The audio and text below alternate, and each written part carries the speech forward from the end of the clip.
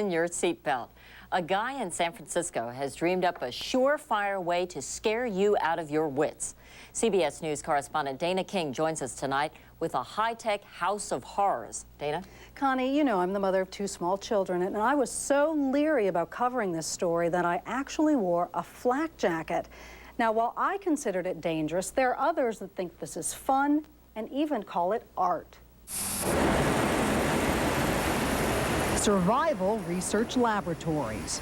This is an intense thing. It's not, not for the faint of heart. SRL, artists, engineers. You know, these look very sharp. Gadget geeks. It's supposed to be scary. This needs to have like a relay put on it. Who volunteered to help Mark Pauline put on what could be called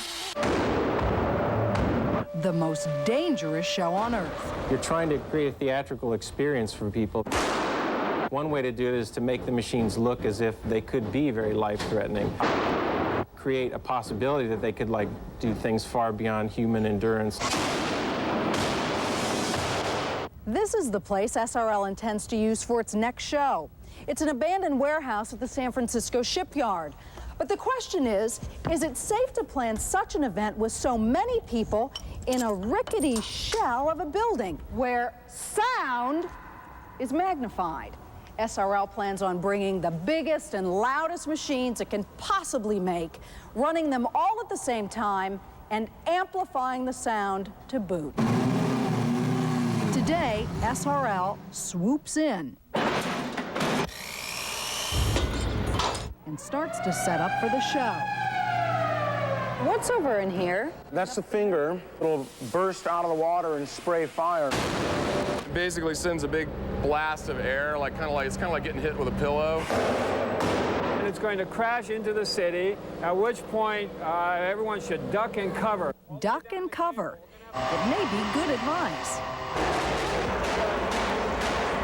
Are you hurt real bad? I got a pretty good concussion right through here. It's not like it's bad. But Mark Pauline insists he runs a safe shop. Sort of. We have a really good safety record here. The only person who's ever been hurt here is me, so a big crane fell on my leg and did that. Ow. Peeled it down like a sock. And while working on another machine, his right hand and fingers were mangled.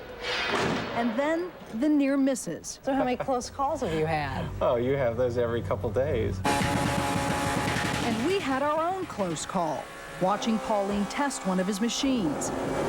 The first time, the rocket engine worked just fine. Moments later, as we were standing there, it exploded, sending shrapnel everywhere. These things just happen, It's nice that nobody got hurt and it didn't happen during a show. We were very lucky. Very, very lucky. If we were almost hurt, Come on, come on. what about them? This sellout crowd doesn't seem particularly worried. Just every bit of your body is affected by these performances. It's like Disneyland in hell. Slow it down! What you do feel, it's more like exhilaration. Everybody needs earplugs! I'm here in the hopes that something really very dangerous will happen to the person standing next to me. That would be me. Over 3,500 thrill seekers are admitted to the show. 2,000 are turned away. You just got to remember, there's more people than we expect to be out there. You just got to be really careful.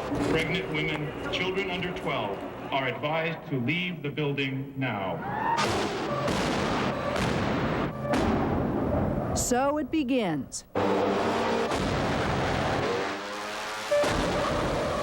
Would you come to a show like this?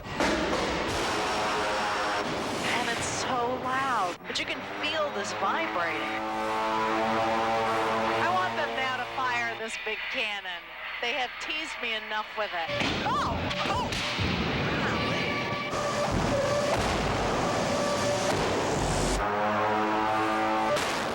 And it goes on like this for more than an hour.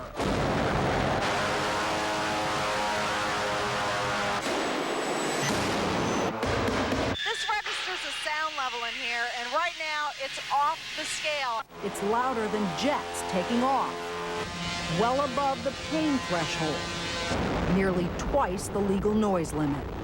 People are leaving. It is too smoky.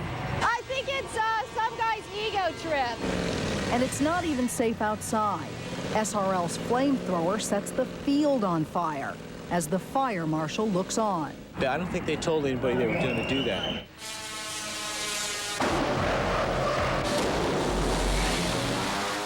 And now the destruction's complete. Everything is burned.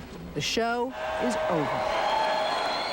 Most of the audience loved it. Flames, fumes, fun. The machines got a little close, but they were cool. I don't know how many lawsuits I'll get out of this show. No lawsuits, but the building owner is keeping the security deposit. Do you think you have a death wish? No, I don't think so. I don't think my death wish is any stronger than my survival instinct.